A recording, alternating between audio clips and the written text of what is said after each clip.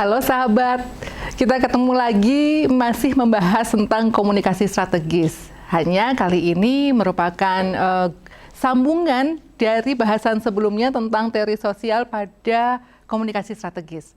Nah, sekarang bahasannya lebih ke yang sifatnya implementatif. Kalau sebelumnya kita membahas teori-teori terkait dengan bagaimana teori sosial itu kemudian berlaku untuk bisa memahami tentang komunikasi strategis dan bagaimana kemudian berlaku dalam proses komunikasi strategis, sekarang kita lihat bagaimana case yang terjadi terkait dengan adanya perubahan sosial. Kita coba kaitkan dengan kondisi yang saat ini sedang mengemuka. Sekarang kita sedang mengalami yang namanya pandemi, gitu ya, COVID-19. Nah, kondisi ini membuat semua hal di dalam masyarakat itu terjadi perubahan. Tidak terkecuali pada bidang pariwisata. Kenapa saya membahas pariwisata ya? Karena dekat situasinya dengan tempat di mana saya tinggal di Yogyakarta. Yogyakarta ini notabene adalah kota yang selain di situ ada destinasi pariwisata juga ada pendidikan yang lumayan beragam gitu ya, sehingga ini menjadi kekuatan dari perekonomian yang ada di Yogyakarta. Namun demikian pariwisata sendiri menjadi kekuatan nomor 2 dalam perekonomian di Indonesia. Maka penting buat kita untuk membahas sesuatu yang sifatnya memang cukup banyak dibicarakan gitu ya. Nah, maka ada informasi dari saya lihat di dalam laporan BPS gitu ya, bahwa kunjungan pada bulan April tahun ini di Yogyakarta tidak sekedar menurun, tapi itu terjun bebas gitu ya. Dari semula ada pengunjungnya sampai jumlahnya sekitar 62, sekian persen pada bulan Mei kemudian 0 gitu ya, karena memang waktu itu penerbangan ditutup, semua perjalanan darat pun kemudian juga harus melakukan banyak persyaratan untuk bisa datang dari satu kota ke kota yang lain gitu, maka kemudian tidak ada sama sekali. Itu artinya bahwa industri pariwisata pun harus mengalami satu kondisi yang sangat berubah, karena akhirnya pariwisata juga harus memikirkan tentang bagaimana ketika kondisi pandemi ini sudah sedikit demi sedikit harus kita sandingkan dalam kehidupan kita, maka akan ada satu proses yang tentunya berbeda dengan kegiatan yang sebelumnya dilakukan.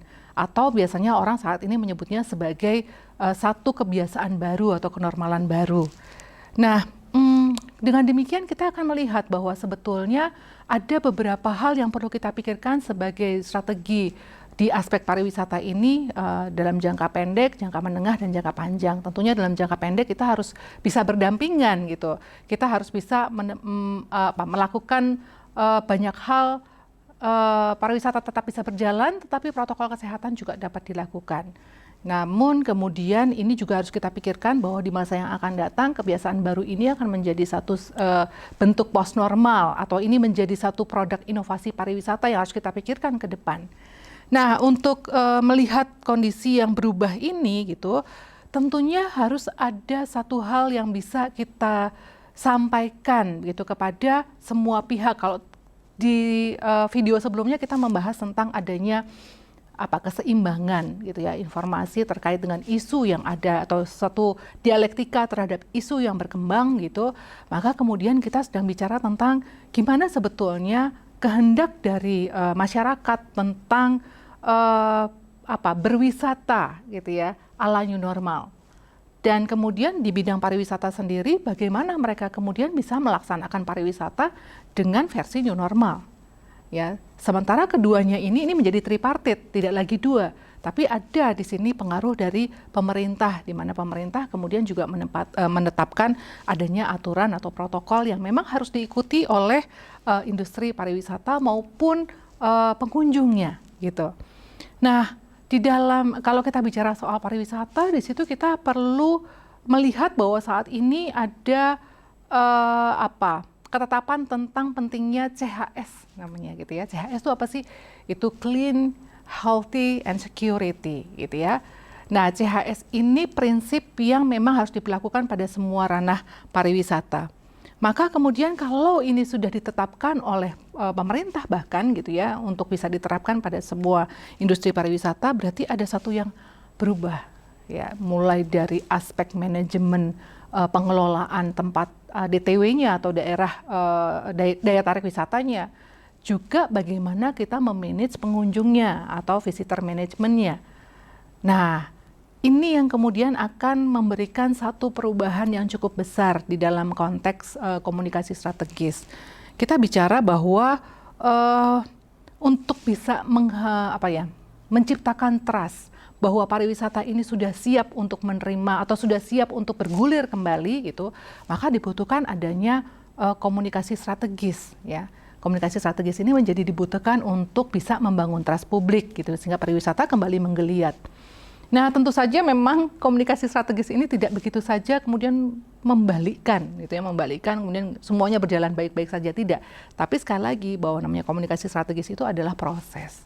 Maka proses tadi harus dilalui tahap demi tahap gitu ya. Kita rancang gitu tentang bagaimana kita bisa menyampaikan pesan tentang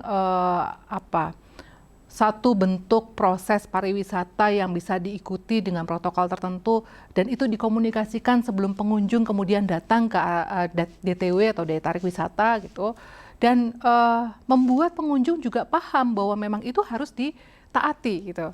Sulitnya adalah kalau kita ketemu dengan pengunjung yang barangkali sangat paranoid, atau di sisi yang lain adalah pengunjung yang sangat cuek gitu ya dengan protokol yang tadi sudah ditetapkan.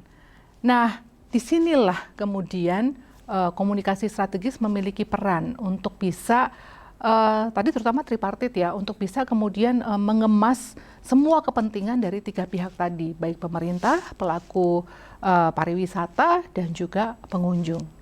Nah, untuk itu saya ingin menampilkan atau menayangkan satu video yang dilakukan atau diproduksi oleh salah satu pariwisata terutama untuk staycation gitu ya. Ini adalah bidang perhotelan yang sudah menerapkan aturan yang ditetapkan oleh pemerintah terkait tentang bagaimana dunia perhotelan itu kemudian beroperasi.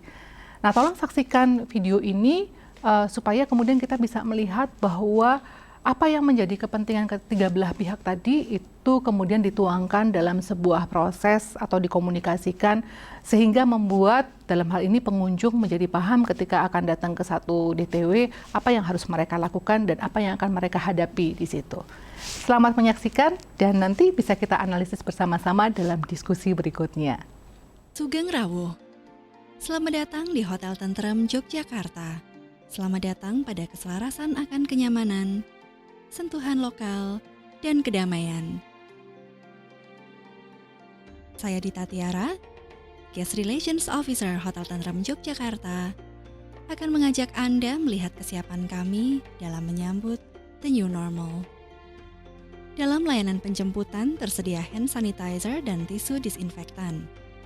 Sebelum memasuki hotel, tersedia opsi hand sanitizer atau mencuci tangan yang diikuti dengan pemeriksaan suhu tubuh.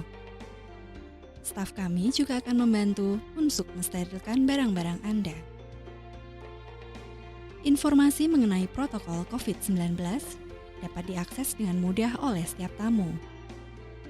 Saat melakukan check-in, tersedia pembatas jarak antar tamu, pembersihan kunci kamar sebelum diberikan, penyediaan masker, hand sanitizer, hand extension, serta pena yang dikemas terpisah untuk setiap tamu. Terdapat pula petunjuk pada lift tamu untuk mengurangi kontak fisik.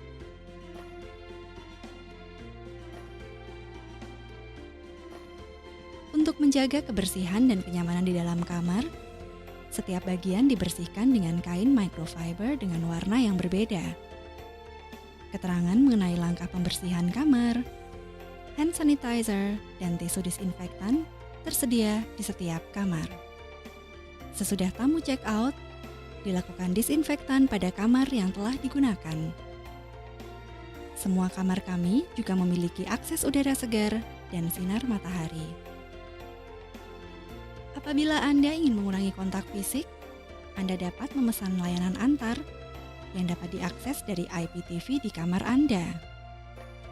Hidangan akan diantarkan ke depan kamar tanpa staf memasuki kamar Anda. Namun apabila Anda ingin bersantap di restoran, kami telah melakukan upaya ekstra untuk kenyamanan dan kesehatan Anda. Mulai dari menu dan platform pembayaran digital yang dapat diakses langsung dari HP Anda, pembersihan, dan penetapan jarak aman. Hidangan bernutrisi diolah dari bahan pilihan dengan standar kesehatan. Peralatan makan dikemas untuk menjaga supaya tetap higienis. Pada layanan buffet terdapat pengaturan jarak dan pengemasan makanan secara individual. Staf kami juga akan membantu supaya Anda tidak menyentuh barang-barang yang dipakai bersama.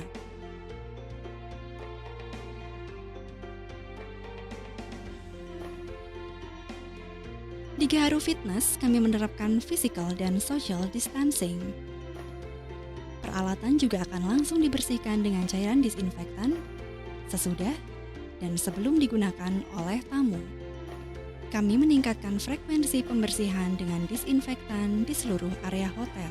Seluruh staf di Hotel Tentrem Yogyakarta menggunakan masker dan sarung tangan dalam melayani tamu.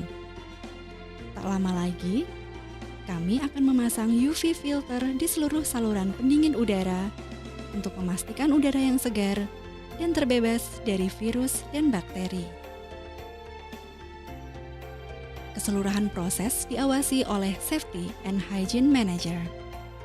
Tak terkecuali saat menangani bisnis meeting Anda, pembersihan ruangan dengan disinfektan, pengecekan suhu tubuh, tersedianya automatic hand sanitizer, dan juga penerapan physical dan social distancing. Untuk mengurangi kontak fisik, kami menyediakan opsi buffet style bento. Kenyamanan, keselamatan, dan ketentraman Anda merupakan prioritas utama kami. Kami berharap Anda menikmati saat-saat yang menenteramkan selama berada di Hotel Tentrem Yogyakarta.